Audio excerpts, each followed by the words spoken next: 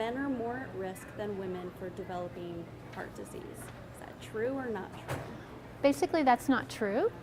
We all think that men are the guys who have the heart attacks, but women are as susceptible as men.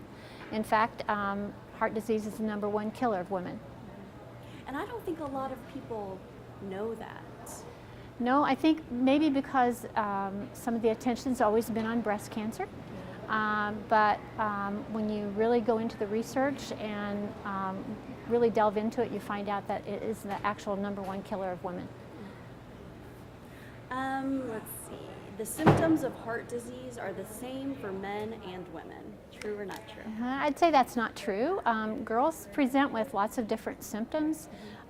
You know, TV and you know, things you read lots of times think that, you know, it's a crushing type chest pain. Sometimes that is true, but lots of times with women it can be something as simple as jaw pain. I've had ladies with ear pain, throat sometimes. Sometimes it's even as subtle as being very, very tired. So ladies present with a lot of different symptoms that are kind of not typical of what physicians think of being heart disease. So when, if a woman were to experience any of those symptoms, when should she come in and get that checked out? You know, when it ends up being something different that is altering what you're being able to do and you start questioning, I think the first thing that you need to do is have it checked. Of course, if it's something severe, the first thing they want to do is call 911. But I think when it starts altering your lifestyle or altering how you feel and you're able to do things, that's when you need to be checked. Of course, you know, there's nothing wrong with coming and them saying, well, I really don't think it's your heart. It's better to find out that it is not than it is. Because in the cath lab, we always, our motto is time is muscle. So the more that you know, we delay getting attention, the more muscle we lose. So. All right, and you kind of touched on this a little bit, but the fiction here is all heart attacks are accompanied by severe chest pain. You know, that is a myth. Now some people experience what they call crushing chest pain. They'll even tell you that it feels like something's sitting on my chest. But we have patients who come in and say, oh, it was just kind of burning a little bit. I had some indigestion, got a little sweaty, just didn't feel good, sat down, that kind of thing. Or like I said, we've had ladies before that have had developed symptoms with their ear or their jaw, sometimes their arm, and it's just a little different from what you really think. You know, we always think it's got to be that crushing pain, and people will tell me, well, I didn't really have pain. Well, it's not necessarily a pain. It can be a pressure, just an unusual feeling. Again, we go back to that unusual. You know what your normal is, and this is an unusual feeling in their chest. Sometimes it's accompanied by shortness of breath, sweating, but not always. You know, you can have one and include all of those, and sometimes just that one discomfort. You can't find out you have heart disease until it is too late to do much about it. True or not true? Well, that's not true either. It's like I said in the beginning, you know, if we have a symptom that is altering our lifestyle and we go get it checked out, we can prevent any damage to the heart. You know, there's lots of testing that doctors, physicians can do to find out if there is possibly some heart disease going on, and then they you know, do their tests and then progressively look at what needs to be done, and getting those things taken care of ahead of time can prevent that muscle, like I said, that muscle from dying. So there are a lot of things that we can do.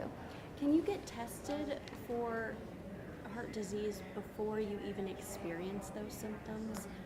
You know, you can, sometimes when you get to a certain age, physicians will say, you know, they might want to do some baseline testing for you so that, you know, you have somewhere to go by.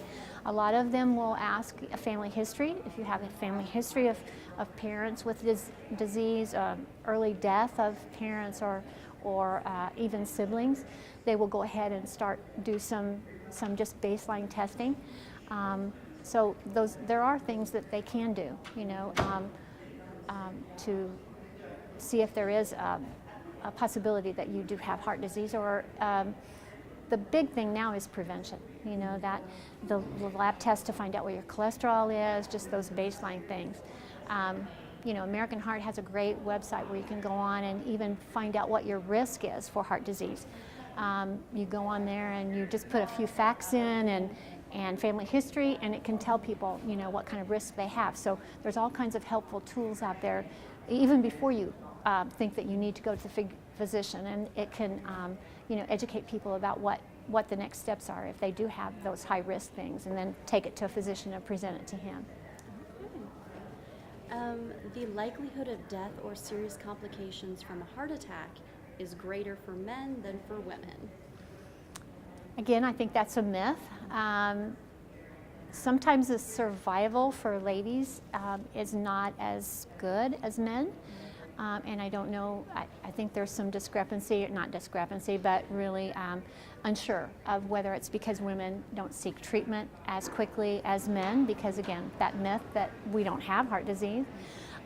You know, ladies are normally taking care of other people and not really themselves, and we don't look at our health like we do our family or our spouse and that kind of thing. Ladies typically, for that reason, wait longer to seek medical attention, which may at the end, you know, affect the survival rate. Girls also have smaller vessels than men sometimes, which makes a difference too. So I think all those things together, you know, it's hard to say exactly what reason, but girls, you know, I think they wait too long. We wait too long to go to get tested and to find out.